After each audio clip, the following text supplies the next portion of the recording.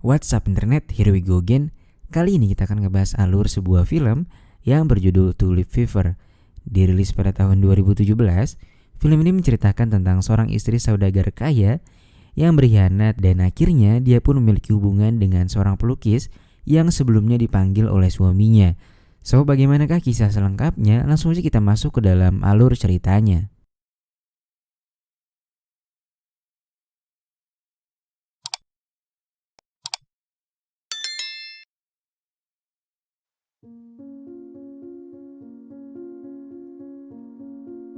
Film dimulai dengan diperlihatkannya seorang gadis manis yang sedang berdiri menikmati pemandangan pantai yang kala itu sedikit kelabu. Lalu seorang anak kecil memanggil gadis itu yang ternyata bernama Sophia.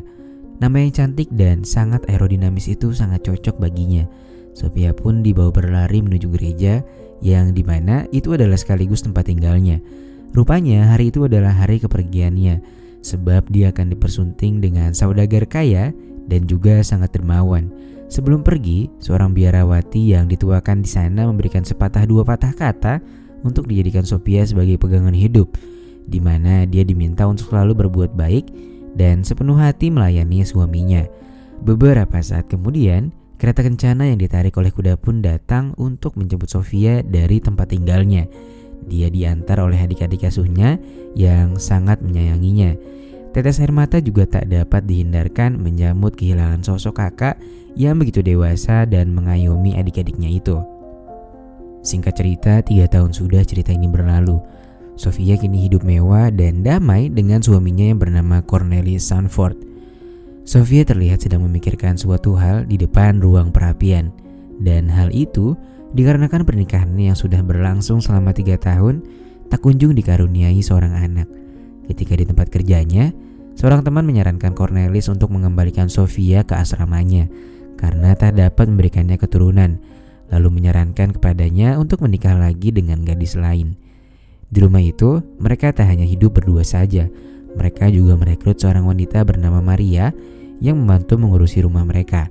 Hubungan Sophia dan Maria sangat dekat layaknya seorang sahabat dan tak terlihat seperti majikan dan bawahan. Maria sendiri memiliki seorang kekasih yang masih cukup muda dan pekerjaannya adalah sebagai pedagang ikan. Mereka seringkali berada di dapur untuk melepas kerinduan dan juga melakukan pusreng hampir setiap hari. Hingga pada suatu malam, Maria dan kekasihnya melakukan pusreng, tapi pacarnya ini telat cabut cuy dan membuatnya menjadi tekdung. Namun Maria merahasiakan kehamilannya dari pacarnya dan juga dari semua orang. Esok harinya, Sophia mendatangi seorang dokter untuk melakukan konsultasi mengenai cara meningkatkan kesuburannya. Dan Sophia melakukan ini semua demi bisa membalas jasa suaminya yang sudah begitu baik dengannya. Karena biar bagaimanapun, dialah yang mengeluarkannya dari jeratan kemiskinan.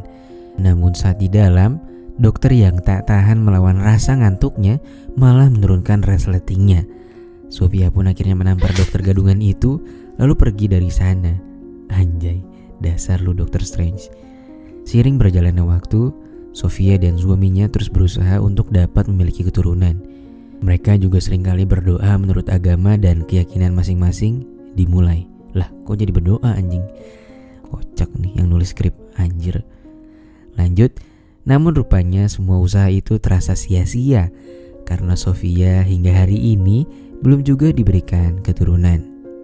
Ketika sedang makan siang bersama, Cornelis berinisiatif untuk memanggil seorang seniman terhebat untuk dapat melukis mereka berdua. Dan tak butuh waktu lama, seorang pelukis bernama Jan van Loos hadir ke rumah mereka untuk melukisnya. Pelukis itu pun datang ke rumah mereka. Dan ketika melihat Sophia yang begitu cantik dengan gaun birunya, Jan van Loos pun terpesona melihat Sophia yang begitu nyaman dipandang mata. Rasanya tuh mata enak aja gitu ngeliatnya, kayak ngeliat pemandangan gitu loh, adem bener mukanya. Lanjut, sementara Sophia dan Cornelis sibuk untuk dilukis, Maria terlihat memasuki sebuah kamar yang di dalamnya terdapat gaun berwarna biru. Dia pun mencoba dan rasanya seperti menatap masa depan. Singkat cerita, setelah sesi pelukisan selesai, Sophia berkata kepada suaminya untuk tak lagi menggunakan jasa pelukis itu karena dia merasa bahwa pelukis itu tak sopan dengan suaminya. Cornelis pun tentu saja menuruti kemauan istrinya itu. Akan tetapi ketika malam hari dan sedang melakukan pusreng, Sofia tiba-tiba berubah pikiran dan mengatakan bahwa dia ingin kembali dilukis dengan Jan van Loos. Singkat cerita, esok paginya Jan van Loos pun datang untuk melukis Sofia ditemani Cornelis yang berada di dekatnya. Namun tiba-tiba rekan kerja Cornelis datang dan memintanya untuk ikut dengannya. Sofia dan Jan van Loos pun sekarang hanya berdua saja. Sofia terlihat sedang bergaya sembari memegang bunga tulipnya. Di saat yang bersamaan, Jan van Loos terus saja memuji kecantikan Sofia hingga akhirnya Sofia pun kegeeran dan kayaknya sih mulai baper sama Jan van Loos. Setelah menggambar sketsa Sofia, Jan van Loos pun pulang untuk mewarnai sketsa itu. Namun ketika sedang melukis, Jan van Loos terus dihantui wajah Sofia yang begitu manis dan membuatnya menjadi tak tenang. Jan van Loos akhirnya pergi ke rumah Sofia untuk menemuinya. Sementara di saat yang bersamaan, Sofia berpamitan dengan Maria dan berkata akan menemui penjahit gaunnya dengan nada yang terbata-bata. Dan ketika Sofia sampai di rumah Jan van Loos, seorang temannya berkata bahwa dia tak berada di sana. Sementara Jan van Loos yang saat itu berada di rumah Sofia juga diberitahu oleh Maria kalau Sofia tak berada di rumah. Dia pun akhirnya menitipkan secari kertas berisikan surat kepada Maria. Ketika dibaca oleh Sofia, ternyata surat itu hanya berisikan permohonan agar ia dapat minjam bunga tulip yang dimiliki oleh Cornelis. Esok harinya, Sofia mengantarkan bunga tulip itu secara langsung kepada Jan van Loos. Sesampainya di rumah Jan van Loos, mereka berdua pun terdiam beberapa saat. Dan akhirnya, mereka pun melakukan pusreng yang sangat syahdu saat itu. Sofia, si anak Tuhan itu, telah mengkhianati suaminya yang sudah begitu baik dengannya.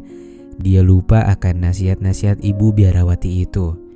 Beberapa hari setelahnya, Cornelis mengajak Sofia untuk pergi ke kota dan menemaninya berkumpul bersama dengan teman-teman saudagar kaya lainnya untuk bermain judi. Namun Sofia berlagak lemas dan menolak ajakan Cornelis karena katanya sedang tak enak badan. Cornelis pun akhirnya pergi tanpa ditemani istrinya itu. Tak berselang lama, kemudian Sofia bergegas pergi dari rumahnya dan ternyata tujuannya the one and only adalah rumahnya Jan van Loos. Rupanya Sofia ketagihan dengan pisang bakar yang ditaburi topping keju di atasnya buatan Jan van Loos. Sehingga mereka pun akhirnya melakukan pusreng untuk kedua kalinya. Tapi ya namanya bangke, cepat atau lambat pasti bakal kecium aromanya kan. Dan benar saja, pacarnya Maria memergoki Sofia yang sedang masuk rumah pelukis itu sambil bermesraan cuy. Tak berselang lama lonceng pun berbunyi. Tandanya Sofia harus segera pulang karena suaminya pun juga akan pulang saat lonceng berbunyi.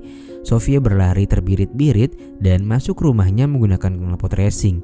Dan sepersekian menit kemudian Cornelis pun pulang. Sementara Sofia pura-pura tertidur layaknya seorang istri soleha yang menanti kedatangan suaminya. Anjay, selamat. Esoknya Maria berkata kepada Sofia bahwa sebenarnya dia mengetahui apa yang telah dilakukannya dengan Jan van Loos.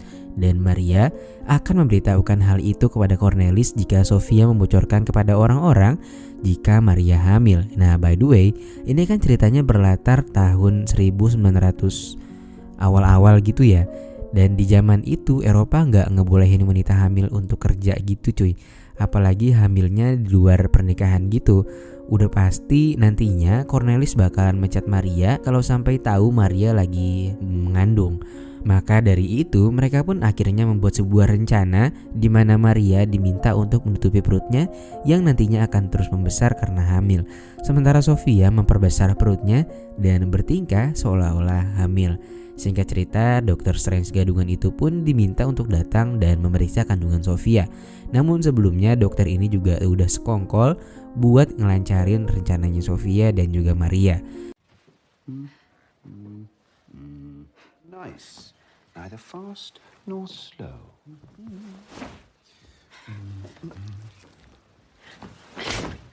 All is well, sir. Singkat cerita, 9 bulan pun berlalu dan anak Maria pun terlahir dengan sehat. Lalu Maria menyerahkan anak itu kepada Cornelis dan Cornelis menganggap kalau itu adalah anak kandungnya sendiri. Lalu Maria berkata bahwa Sofia meregang nyawa ketika melahirkan bayinya. Padahal saat ini Sofia dan Jan van Loos akan segera pergi ke Belanda dan melanjutkan hidup bersama di sana. Lalu suatu hari, Maria dan pacarnya terlibat cekcok hingga akhirnya terungkaplah kebenaran bahwa anak itu adalah anak kandungan Maria dan Sofia memasukkan identitasnya. Cornelis pun sangat hancur saat itu karena merasa ditipu oleh seorang gadis kemarin sore yang masih sangat belia. Dia merasa hanya dimanfaatkan oleh Sofia yang gak tahu untung itu. Lalu beberapa hari kemudian, Cornelis pun akhirnya pindah dari rumah itu untuk meninggalkan semua kenangan yang ada di rumahnya. Dan Cornelis memberikan rumah itu beserta semua yang ada di dalamnya termasuk beberapa harta warisannya kepada Maria agar anaknya tak mengalami kesulitan ekonomi. Sementara beberapa hari setelahnya, Jan Vanus menyadari bahwa Sofia tak berada di rumah mereka. Dia pun mencari Sofia kemana-mana, namun tak menemukannya. Lalu tiba-tiba dia menemukan sekumpulan orang yang sedang mengangkat sebuah gaun berwarna biru. Dan dia mengira bahwa Sofia telah tega menenggelamkan dirinya sendiri. 8 tahun kemudian, Jan Vanus pun yang kala itu sedang melukis di gereja tak sengaja bertemu kembali dengan Sofia yang rupanya itu adalah gereja yang dulu ditempatinya. Sementara Cornelis hidup bahagia sebagai pengusaha rempah di Batavia atau Jakarta. Tempo dulu dan knalpot racing anjing.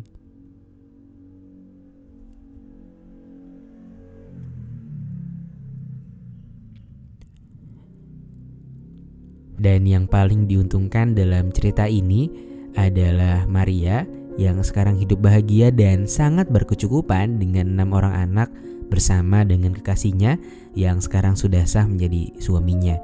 Dan lalu film pun selesai. Anjingnya emang orang kalau udah selingkuh tuh nyebelin banget sih. Oke lah, sekian dulu pertemuan kita pada kali ini. Makasih banget buat kalian semua yang udah nonton filmnya sampai habis.